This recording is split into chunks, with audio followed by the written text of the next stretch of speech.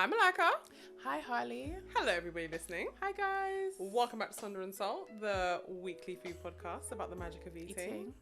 You just get in there, innit? I considered not saying anything, and then I changed my mind. The 1-year-old weekly food podcast. Yes, our About the food magic- baby is 1 year old. Our food baby is 1 Guys, year old. we're 1 year old. We've been co-parenting for a little while now. Yeah, Um, with help from the wider fam. Yes. Yeah. The village, as it Yeah. were. We're It gonna really have... does take a village to raise a child, because if people weren't tuning in, We're going to have a little pinch of salt out later this week, Yeah. all about our year of podcasting. So if you are interested in that kind of stuff, try and catch that later on this week. And if you are part of that village, part of that tribe, and you are subscribed to the newsletter at sonderandsalt.com, a little something coming this week. We've got some comms, yeah, sending out bulletin regarding a little something yeah, that we are putting together that we would like you to be at. yeah.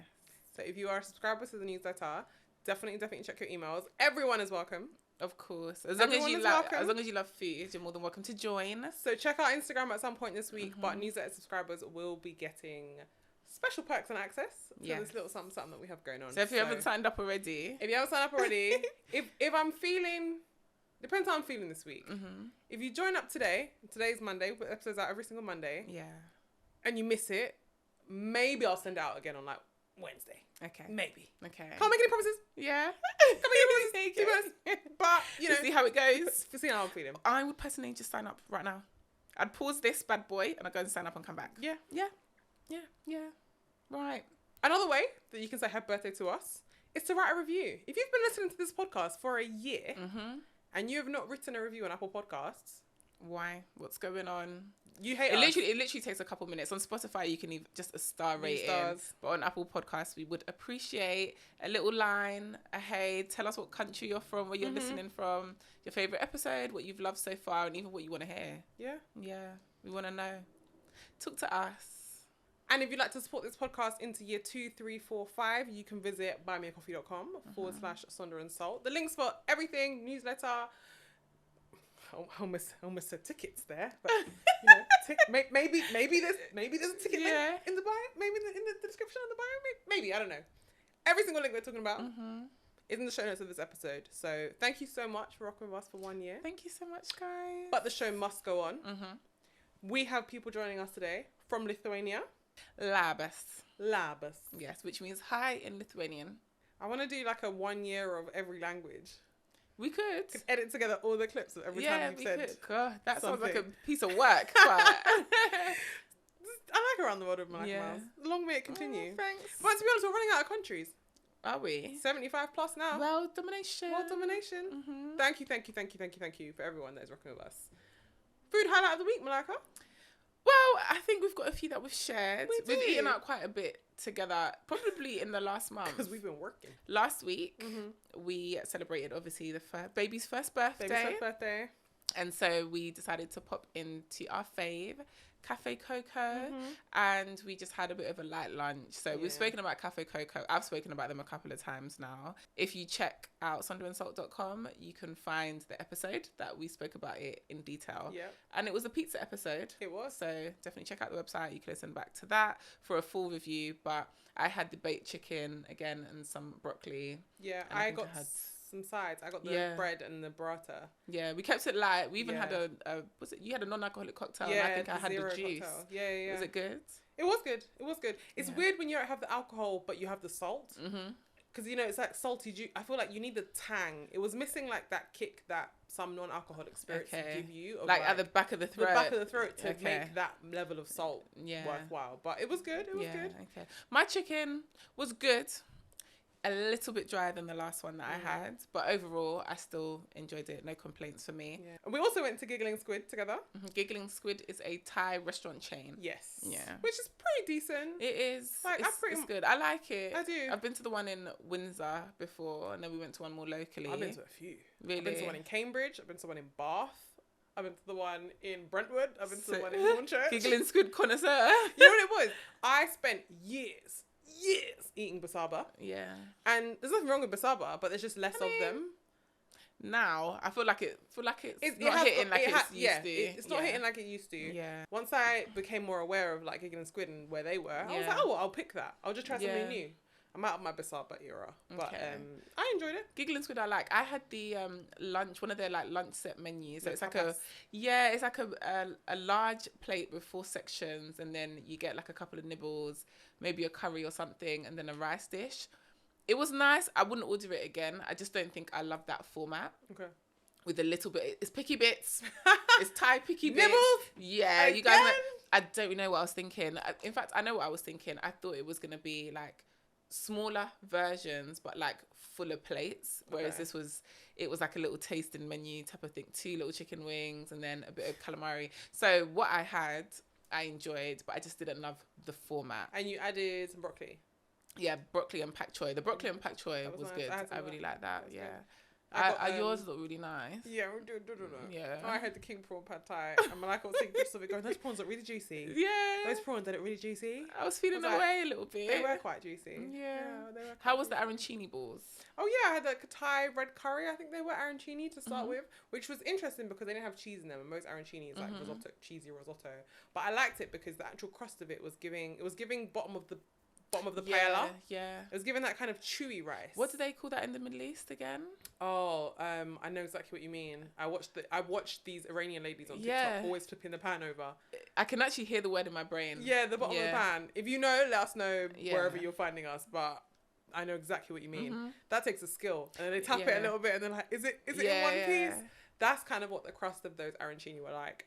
But yeah, I had a wonderful experience, and we had some rose lychee spritz Non-alcoholic kind of thing. cocktails Yeah, non-alcoholic again. thing. Yeah. Which was nice, very sweet, A bit sweet. very sweet. Yeah, they were a bit sweet. I think they could have tempered it a little bit, but it was nice. I love lychee. I love the flavour of rose. Rose, So yeah, it a was bit really, amazing. really nice. But Yeah. yeah, a couple of food highlights, and of course, we celebrated our birthday with some Borough 22 donuts, gluten-free and vegan donuts. Yes, from Andine, which is an app that supports local food Small makers and small businesses and stuff like that, And makes them which- accessible on delivery, like on delivery. on delivery. Yeah. So Ryan, who, if you haven't heard, is on the episode before this one, talking all about the story of Borough 22. If you haven't heard about Andine or the donuts or know what we're talking about, go back and listen to that one. After you finish this one, before you write the review, but after you finish this one, we Yeah. love them and we decided to get them for our birthday. And Dan was super cute too. So we had a code. And sometimes they do codes like free delivery, etc. And they bring the food in a little cool bag. They honoured their delivery window that they stated, so I've got no complaints about the service. So it was super cute. I'd actually try it again. Yeah, and there are some other, I did the order, and as I was going through, I was like, oh, it's not available London-wide, because it doesn't Yeah. actually come out to me, but there are other places I can be during the week to get. Yeah. Well, you sent it to get my it house delivered. and I Yeah, bought it. I can get it so- delivered to the office, I can get it delivered Yeah. anywhere, so that's that. And that's been our last week or so, kind of things of life. So today's conversation is all about food hygiene Yeah. at home. Yes. We posted a clip from a few episodes ago now, with Melissa Thompson. The episode is called "Can You Cook Jack Chicken in an Oven?" But while she was talking about chicken, she spoke a little bit about cleaning meat and washing meat at home, and it got the people going. The comments was popping It got off. the people It's such a going. controversial topic. Every time you talk about washing chicken, Yeah. it's so polarizing. And you know what? Ryan said something similar, and I think Yeah. he posted a clip about that, where he basically said he's worked with people, and he's like, "How are you alive?" Right now? Yeah. How are you Because still their food alive? hygiene is crazy. It's crazy, and that's coming into his business. So he's like, "You gotta go." Yeah. But the standards that you have at home, I will say, What, Harley? I will say, Yeah. the standards that you have at home Yeah. are different. Mhm. They're different. They just are. Yeah. You're a bit more relaxed at home. But should you be? That's That's what we're here to discuss. Yeah, basically. That is Yeah. what we're here to discuss. So my mum, I'm sure your mum or your parents often say you can't eat at everybody's house. I know that's right. Can't eat at everybody's house because I'm gonna be honest, sometimes the food is not hitting, it's not worth it.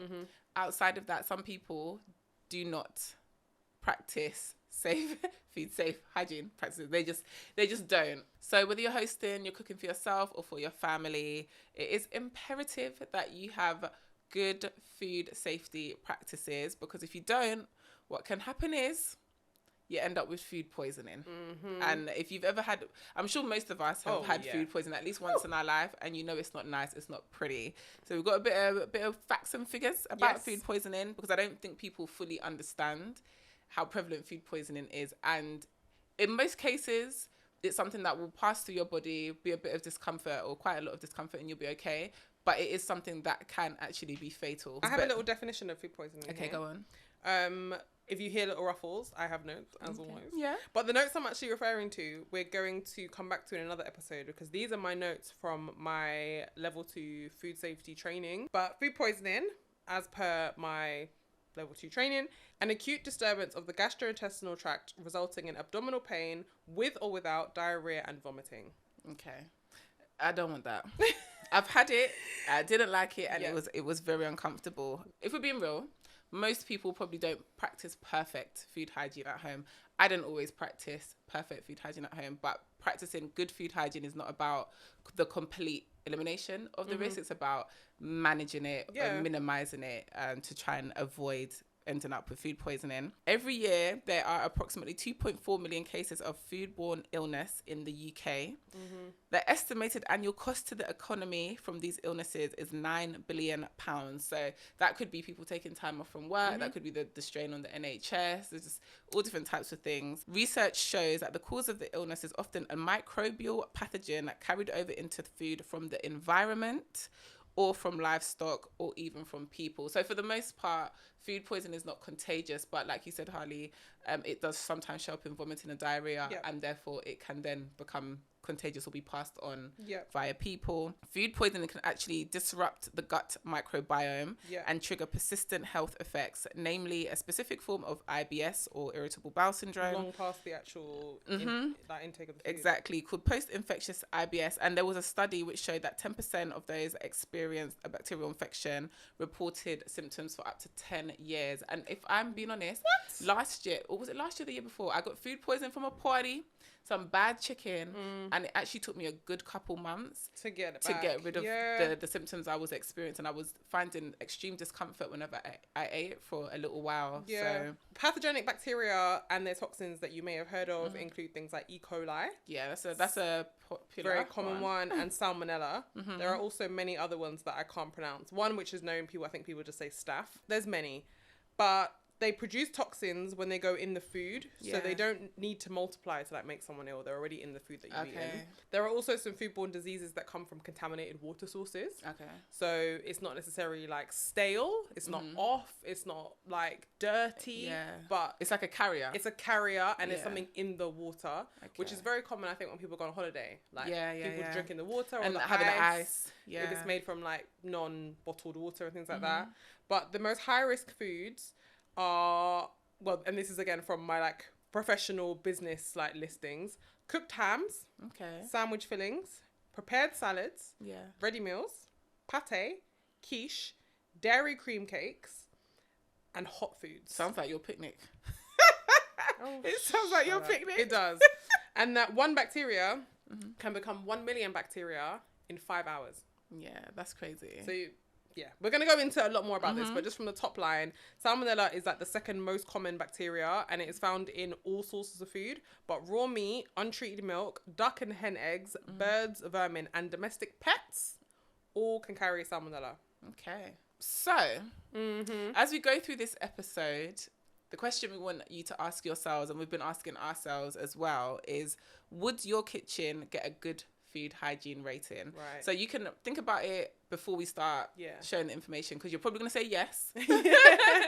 Most people, even me, I'd probably say yes, to be honest, but there's probably things that you're not doing or not aware of, where you might think, do you know what, it's not bad, but I could do better. Or just things that you've never considered, like rules you thought you were following correctly that you're just not.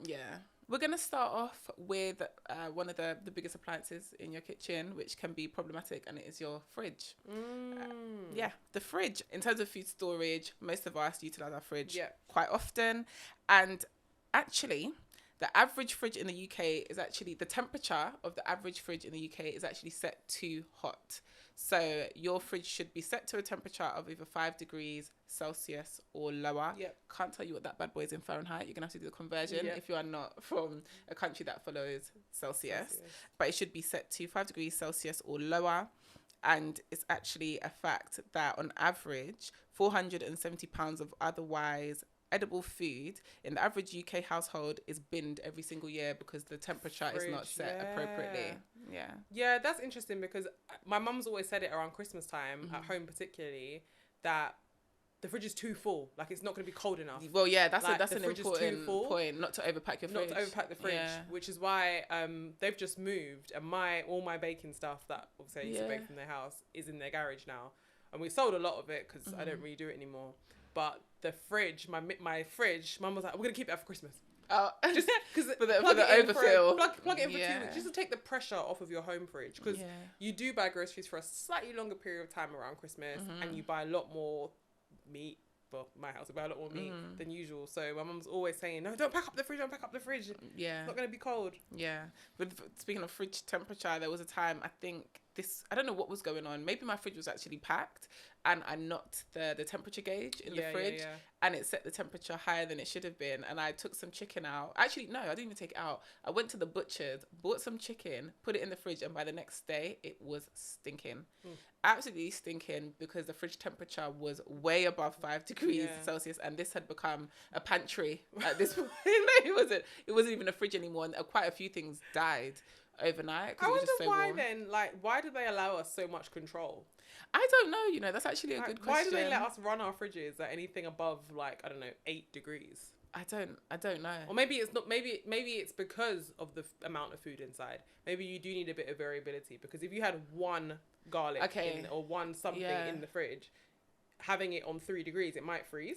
That happens to me sometimes. I think so. When the chicken went off, I just I turned it all the way down and it started to freeze stuff. So you got to be careful that you're not setting it too low. But yeah, maybe it just makes people feel like they have a choice, or I guess it's like 5 degrees or lower. So if you want to have it at 2, you can. Then you can, and if you want it a bit higher, then you can. And how? Because obviously the knob in the fridge is like, well, my fridge anyway is actually 1, 2, 3, 4, 5. Yeah. So the best way, I guess, to know, is if you get an actual fridge thermometer. Yes. Yeah. Some fridges don't even. Some fridges, like the digital fridges, they have a number on the front, so you set it by degrees, and you can set your freezer by degrees. It's kind of big American style. I've got 2 fridges. My other fridge does that. Yeah. This is my when I had tenants fridge, but I use it for myself now, and it was a cheaper fridge. Yeah. Outside of the temperature of the fridge, it's really important to keep the environment clean and clean your fridge regularly. You want to make sure you're disposing of any old or out of date foods, because some of these foods, when they're spoiling, they spore and they can just spoil other things around that are around it. And you want to make sure that you're cleaning up any spillages ASAP. Things sometimes leak in the fridge for different reasons. Or things sometimes leak when they die. Yeah, don't leave it there. Make sure you clean it up. And a lot of these things, when they're dying, they emit a scent. So if you open the fridge and it's smelling a little bit flagrant, you might want to investigate what's going on in that bad boy. That's what I say. If I'm like, something's died in there, I've got to go in there. I've got to find what it is. Especially if you're someone who, and I think this is a danger, I don't know if you're about to mention this, but of these Khloe Kardashian-esque container fridges. Yeah. Like, I have 2 containers in my fridge. One that just has all the sauces in, just for ease of when I want one, I can pull it out like a drawer. Yeah. And then the other one is just what I put lemons and limes in. It's just a glass bowl. It's a Pyrex bowl. But everything else, I thought about doing the whole pantry thing. It's cute. Do you know what I mean? But it's more surfaces to clean. It's more surfaces that things can touch on. So if you are someone who has lots of drawers in your fridge, or say, for example, you decant fruit and veg from the supermarket container to your like home edit container in the fridge, you have to wash that thing every single time before you replenish it. That's a big thing as well within like business food hygiene, is you can't replenish things. You have to go to 0 and back up to 0. They always say to 0, don't they? Always back to 0. So even with your fridge, if there's things that you're using routinely, even down to things like your Brita jug, like your filter jug. Yeah, every time I change the filter, you've got to wash it. It's got to get washed properly. So cleaning the fridge 100% is very important. Yeah, and alongside cleaning it, like you said about those Khloe Kardashian type fridge organization is really important. Obviously, the aesthetics is cute or whatever, but one of the most, keep it practical and make sure you keep it safe. So one big thing that a lot of people do and probably don't think it has any real impact is they store meat at the top or anywhere outside of the bottom of the fridge. Right. And if you're storing raw meat in your fridge, you want to make sure that it's covered and it's in a appropriate container and it's at the bottom of the fridge, because if this drips, and sometimes even if you're defrosting meat, whenever you defrost it, there's juices and stuff when it's defrosting. If these are dripping over everything else, it's spoiled basically. So you want to make sure that you're organizing your fridge appropriately. That's a big, again, another weird thing, because I've always adhered to that, like as best possible, but the crisper drawer is at the bottom of the fridge. Yeah. Do you know what I mean? Underneath the meat. Underneath the meat by design, which fair enough, it's kind of sealed because that shelf can't move. Yeah. It's the drawer that comes out. But still, I've always just thought weird things about fridges. Why am I allowed to control how cold it is? It's a fridge.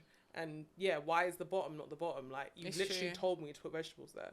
Oh, and the thing is, if something like breaks or is cracked and juice is leaking, it can still fall down into it can come down the front where the drawer, or like round the back as well. So you just got to be really careful. But if something is leaking, it's probably smelling. So just take it out and do you know what I mean? Clean that bad boy. I've experienced a couple flagrant fridges. Yeah. And I'm just like, do you know what? The hunger that was doing me, I'm not hungry no more. Oh my God. I'm actually okay.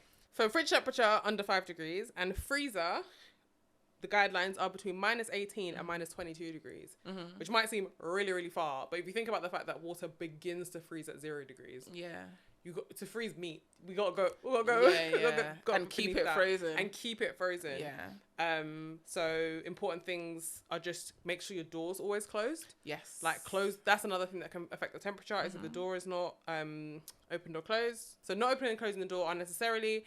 And also when you transfer things between them, which I think you might be talking about when you like take something out to defrost. Yeah. Just factor in the fact that you are now taking something out of the freezer. So the fridge, the temperature of the thing needs to rise in accordance with the environment that it's in. If your fridge is 10 degrees, but it came from -22 degrees, something's wrong. Do you get what I mean? So that's probably why as well, keep your fridge at the right temperature if you're someone who defrosts things quite often. Okay. Speaking of temperature, go on. We'll talk about food temperature. What, cooking? Leftover foods. Ooh. So most people, some people don't have leftovers. Some people are hardline. I don't really, growing up, I never really came from a leftovers household. Although Sunday's dinner was Monday's dinner. But then for the rest of the week, most of the time, we were mainly eating fresh food. But if there was a little something left over, it would go into the fridge. And as I've grown older, I am quite a big meal prepper. Yeah. I don't meal prep for the entire week because I just don't think it's good for the food quality. Yeah. And I just get bored. But I will cook certain things in advance where I can, just to save time and energy. I'm the same with that. I grew up in a household where, leftover Sunday dinner for Monday's dinner. I think I spoke about it before. With my grandma was cooking when she was fostering children as well. She would be cooking a lot of food. Yeah. So there was guaranteed leftovers. It was so convenient because if my dad was working days or nights or whoever basically came in the house, it was almost like there's a concept which I think we're going to come to about like food being on the stove. Yeah. Or food being in the microwave, which are not appropriate places to store food.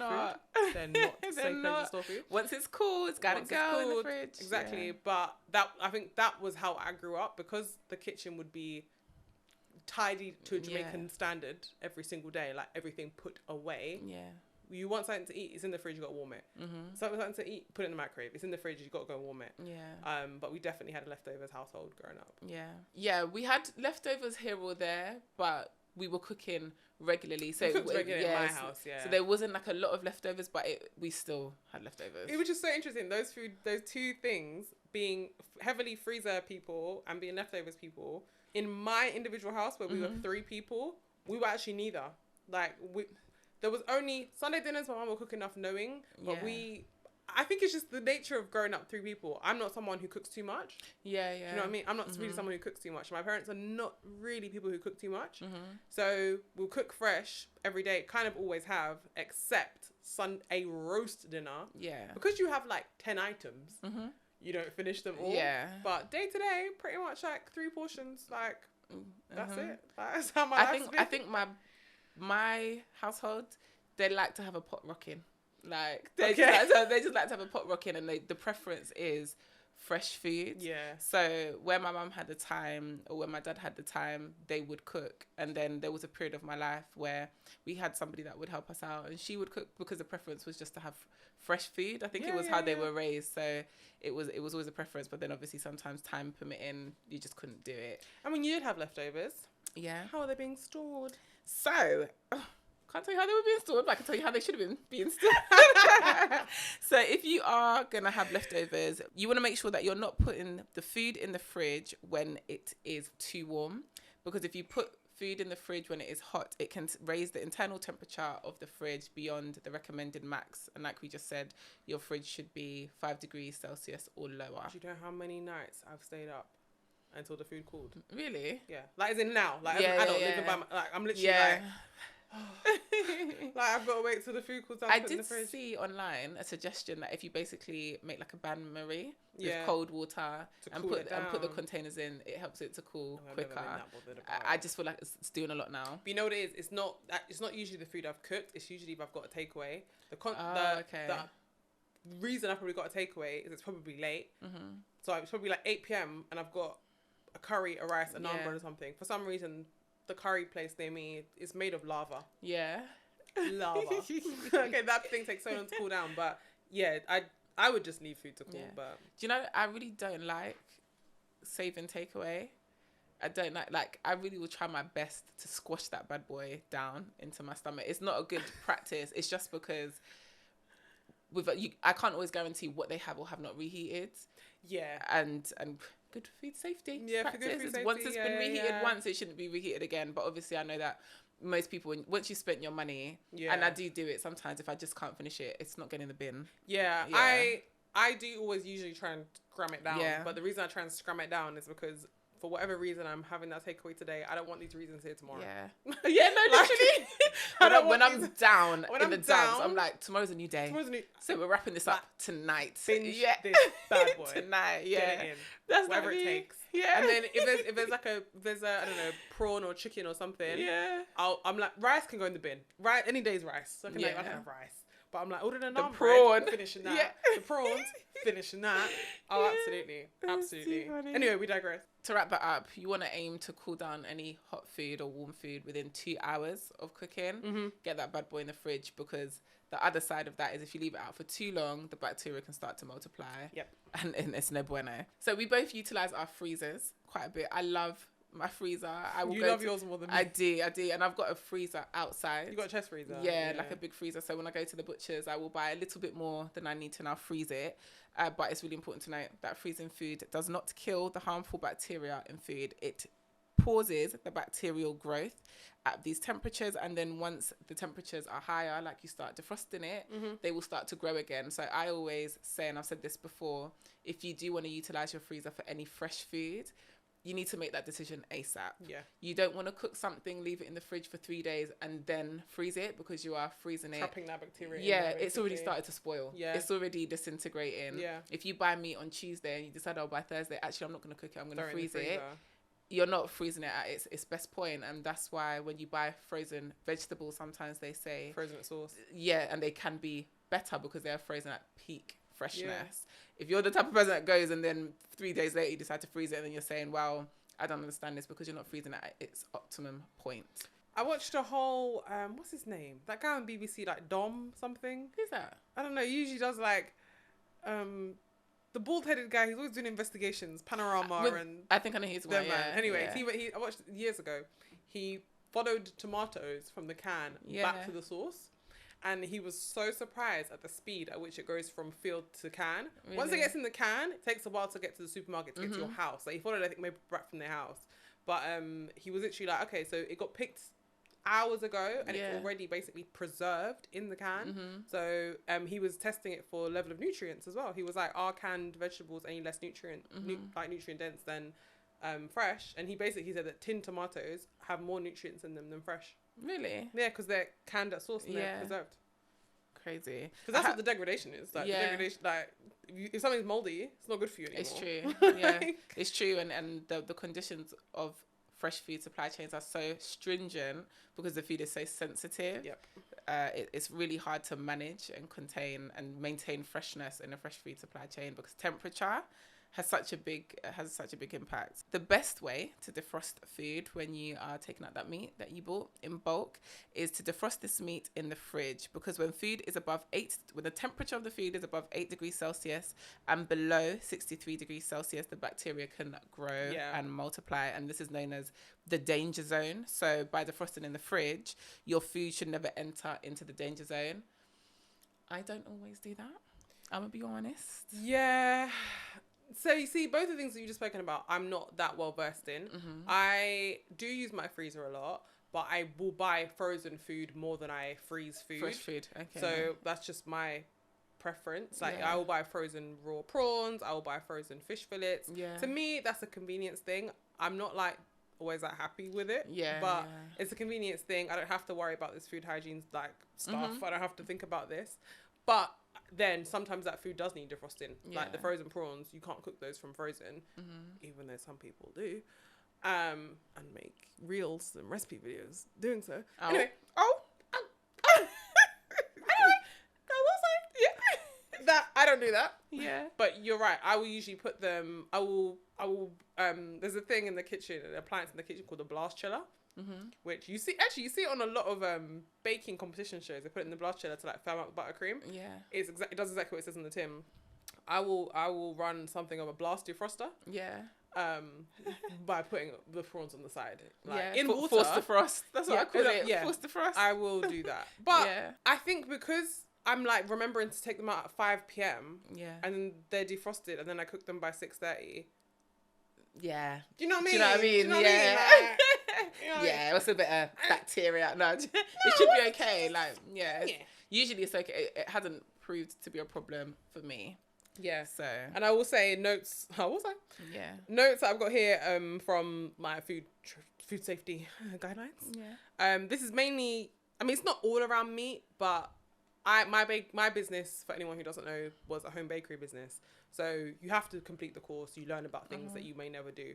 I never cooked meat products because I guess with some bakeries you could be making like quiches, you can make sausage rolls, all that kind of stuff. I never did that. Like I stayed within sweet goods and cakes and stuff like that. But there are so many rules around, defrosting meats that you then cook, that you then sell. And so there's different periods of like transporting food. So cold holding, there's hot holding. And then there's just generally rules about storage conditions. And cold holding is what you just referred to, which is that cold food must be kept below 8 degrees. And that the law allows 4 hours for it to be above 8 degrees. But then it has to be thrown out. Okay. So I remember, like, there's points in this notebook, if you can see, that I highlighted the parts of this that were relevant to me because I used to take stuff to a market. The market wasn't even 8 hours long. So you got 4 hours for it to be about 8 degrees. And then 4 hours, then it must be thrown out. So I've got 8 hours. I'm like, we're good here kind of thing. Yeah. But you just never know. You just never know when you're doing stuff on bulk and at scale how long you're going to be dealing with it if you don't have like fridges and freezers on site. And then lastly, once you've frozen the meat, taken it out, defrosted it, and now you want to cook it, the temperature of the meat is still important, the cooking temperature. So all food should be cooked until it reaches an internal temperature. Different sources say 70, 75 degrees Celsius. Probably best to go with 75, just in case, throughout. And it should be able to stay at that temperature for at least 2 minutes. This is also applicable to leftovers.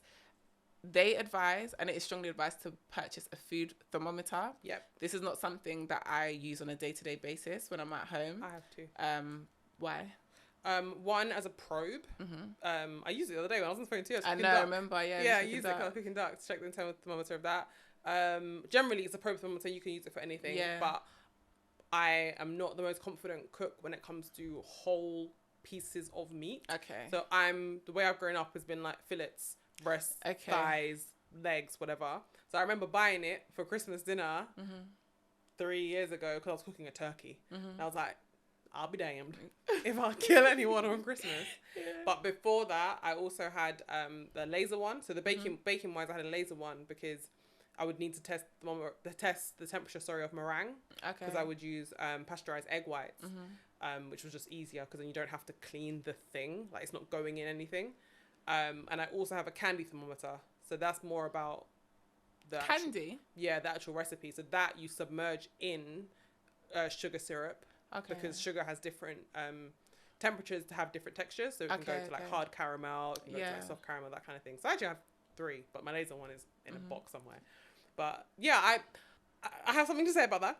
Yeah, I think I don't use it on a day-to-day when I'm cooking for myself at home, because generally the things that I cook, I'm doing that out of fear. I cook them and I feel like I know what I'm doing. What I will say with food thermometers and temperatures is that when you're cooking particular cuts of meat, it can be helpful when you're trying to achieve a desired level of cooking. When you're cooking steak, rare, exactly, something like that, or like you said with the duck the other day, when it gets to a particular temperature, then you know that it's probably pink or something like that. And that's where, for me, I'm not as I'm not an expert in that kind of stuff, so I will whip it out just to give it a bit of a poke. And like professional kitchens, and I won't talk about them today, but they use food thermometers a lot. But there are also other indications of doneness that you can use. So it's not to say you're not an unsafe cook to cook without a food thermometer.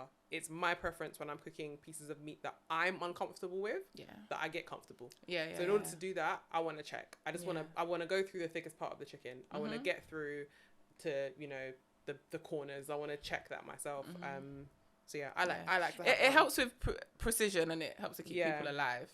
There's a documentary I watched recently on Netflix, which I would highly recommend, and we'll leave link below, and it's called Poison: The Dirty Truth About Your Food. And it's based in America, and it's a little bit scary. It's a little bit scary, but for me, knowledge is power. So I want to know stuff so that you can best navigate the world as safely as possible. And he talks a lot about exactly what we're talking about today, food hygiene, but mainly within restaurants and food supply chain. But the initial instance that started one of these food safety divisions in America came from these Jack in the Box, I think it was the brand, burgers. Because America is not a real place, and it's just like an amalgamation of so many different laws and things. There was one state cooking their burgers to a different temperature than others. I think it was Washington State, actually. And they had a food hygiene breakout. Yeah, they had a food poisoning outbreak because federally? I think federally is America-wide, right? So locally, their state law, they were following to the T, but federally, they had increased the temperature by like 3 degrees. Which made a difference because the product came through ultra-processed, like factories and stuff. There were so many points of potential contamination that those 3 degrees really made a difference. And the man that presents the documentary, at the end, they're sitting in a diner, and he basically says whenever he orders a burger anywhere, he will say to an internal temperature of this. So he doesn't say words like medium, rare, whatever. He says to an internal temperature of that. And he said if they turn around and say, oh, we don't have a food thermometer here, then you shouldn't be eating there. Then you order something else. Well, I think if you've gone to an establishment and they can't cook your food to the temperature, he says you order something else. I think that's risky. So I think when you're cooking at home in your personal kitchens for yourself, then there's certain things for me that it's at your risk. It's for you to do. If you're cooking for other people, and you're not confident, then of course you want to make sure you're utilizing these things. If you cannot confidently say that you're able to cook chicken and it's going to be done. If you are running a food establishment, even if it is a small local kitchen, like family run, I think for your safety and for others, you need to have those things on hand. Why you'd be running a food business and don't have a food thermometer is beyond me. I mean, the rules I'm sitting here talking about are the UK and this is level 2, which is the minimum requirement to be a food trader. We'll talk about this another time, but there is level 1, and it goes, I think, all the way up to level 6, and then above that you can get like a diploma, a degree, like a PhD in food cleanliness and hygiene, whatever you want. So level 2 is the minimum requirement as a food trader, but also within baked goods. So like, I think there were rules within being a business trader and having this qualification of things I could or couldn't sell. Well, like I said, meat and stuff like that, when I registered, it wasn't one of them. So the requirement was not a level 3. But this is the UK. Yeah. And America have different rules. They do. So we have the expectation of that if we said 185 degree. Like, he's said that knowing that some places will not. Yeah. And he's not said that to be like, and you're a criminal.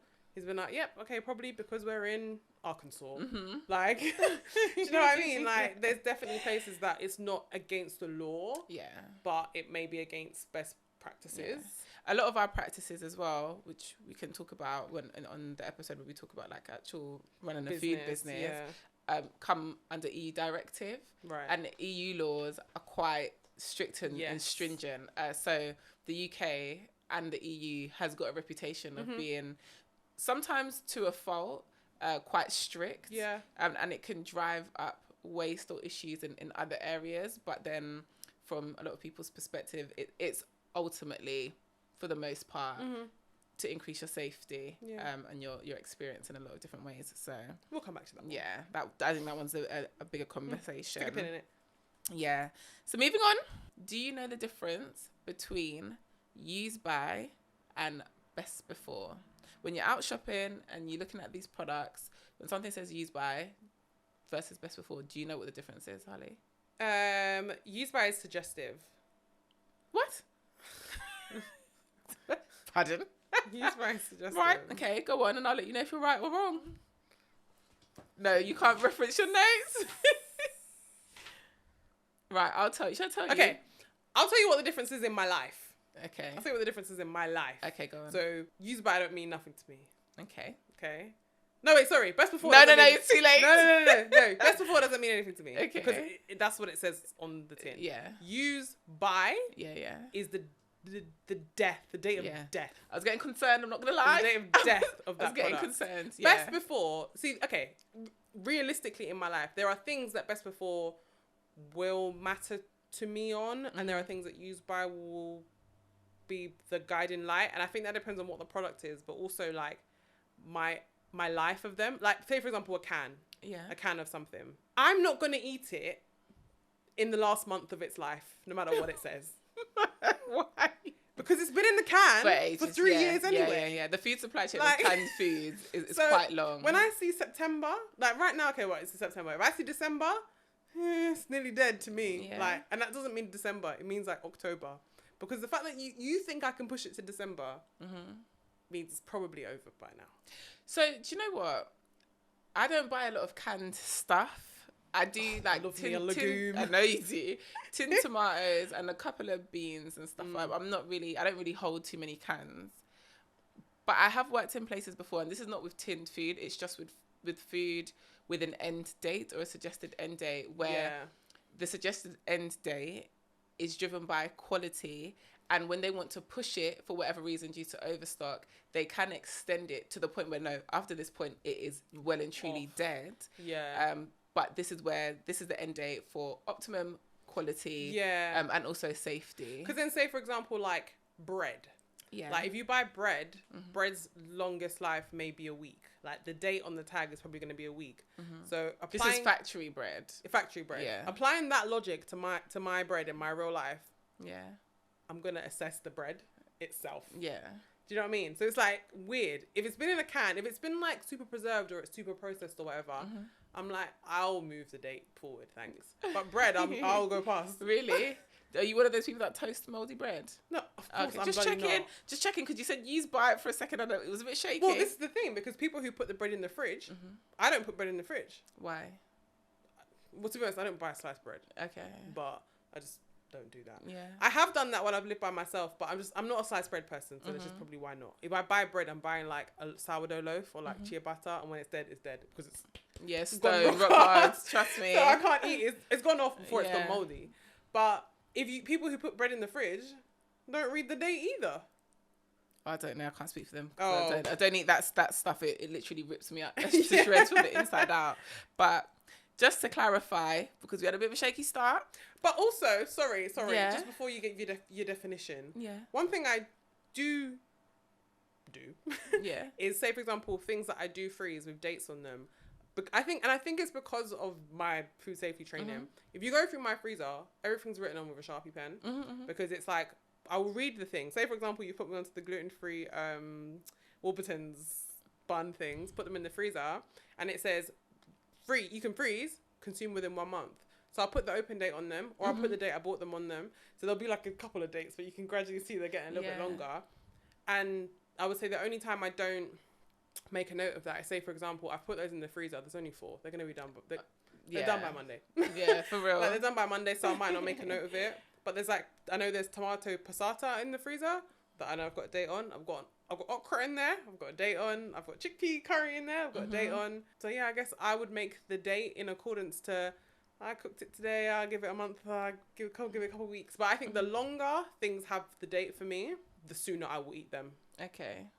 Fair enough. I try not to store too much food at home regardless, because it dries up we eating everything in it dries up your food waste, and I just don't want to hoard food in the home, because most times you're just not going to eat it within its life if you've got too much going on, especially for somebody like me that cooks sometimes, eats out, gets takeaway occasionally. Like, if that's all I'm eating, the food in the cupboard, I'll get through it pretty quickly, but I don't. So buying a whole bunch of stuff as a single person, it just doesn't really make sense. That doesn't host all the time. Doesn't make sense for me. So just to clarify, use by dates are used to ensure the safety of the product. So when a product has a use by date on it, it is strongly advised that you adhere to the use by date.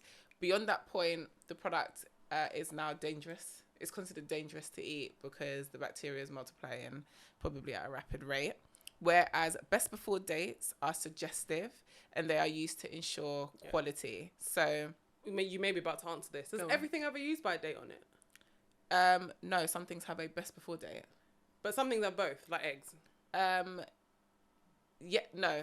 Eggs have a best before date and a sell by date. We're going to touch eggs a little bit later, but they have...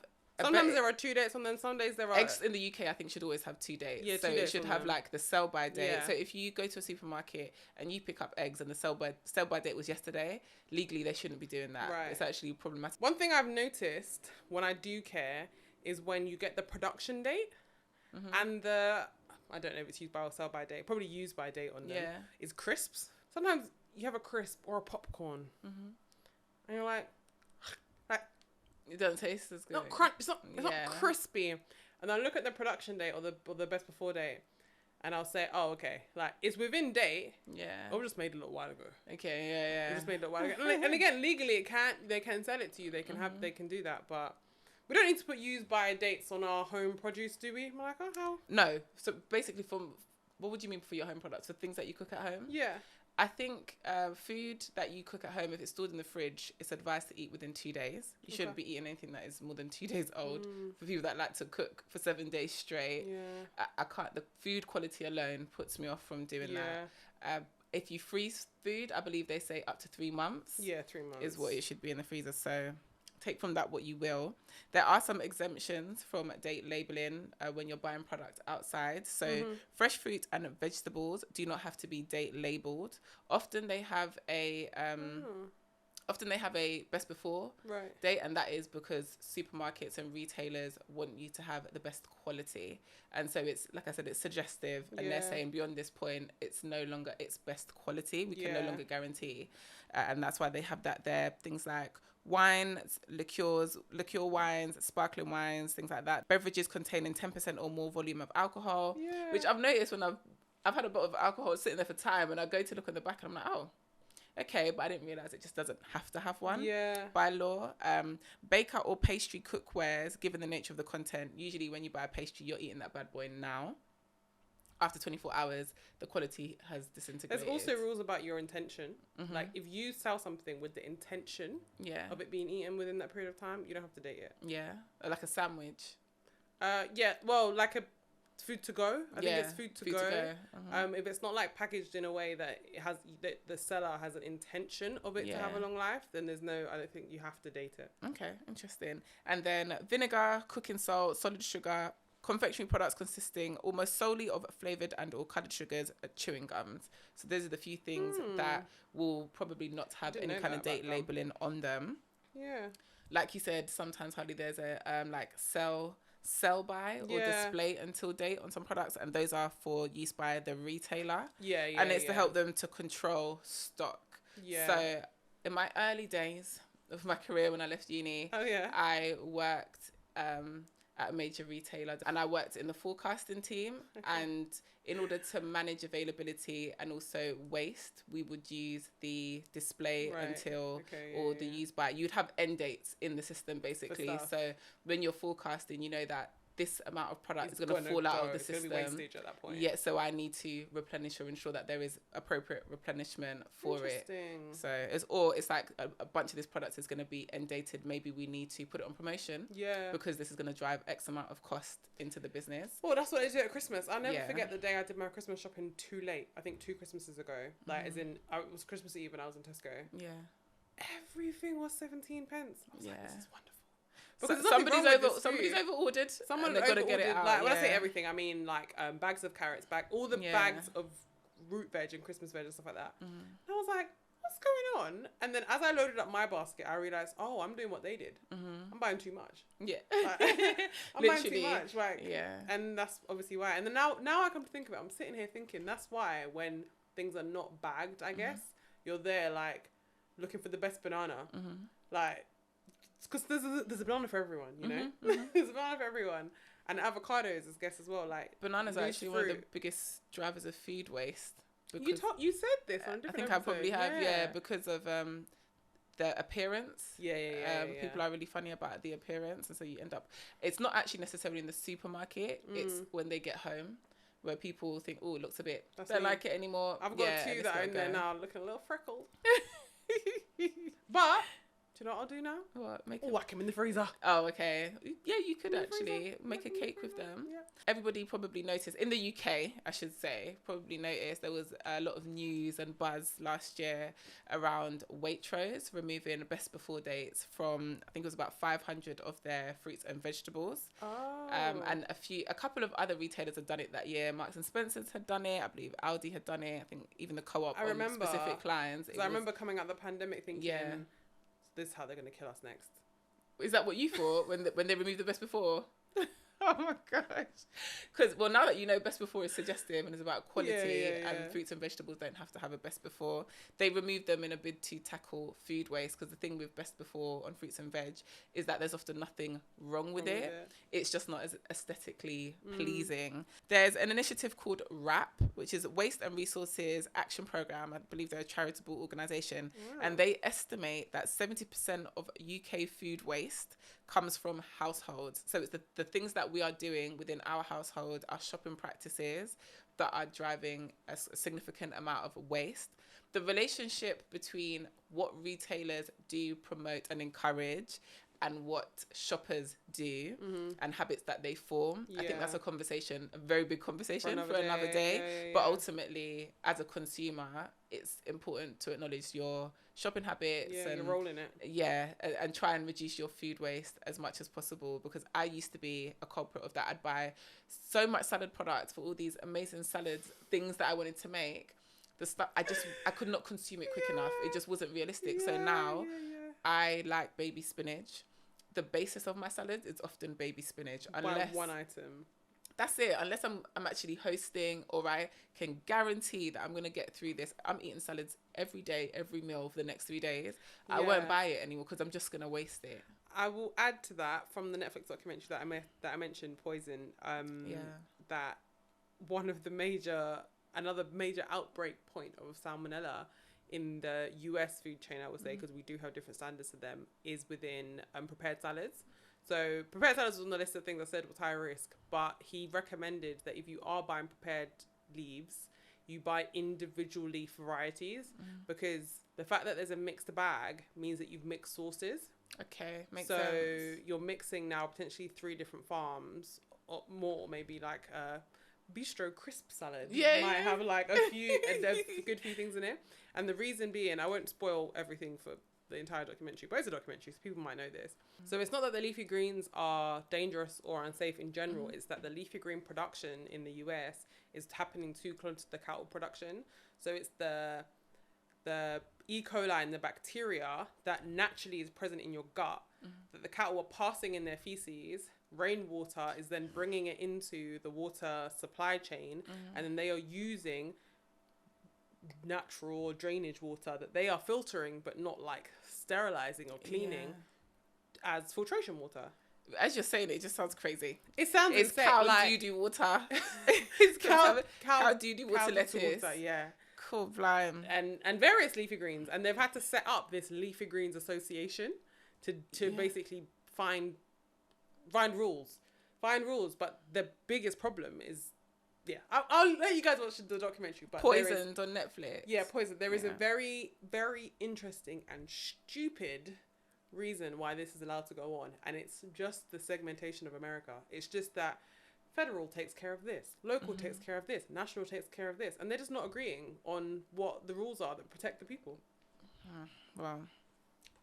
I think the documentary is incredible, but if you are someone it's on my list to watch, but it's one of those things I have to sit down and make time it's like to a watch. one-time thing. And I would say, like, kind of disclaimer, kind of trigger warning, whatever. If you already feel like you have like anxiety around eating or disordered eating, or that something that's going to trigger you away from a particular food or food group, I wouldn't recommend.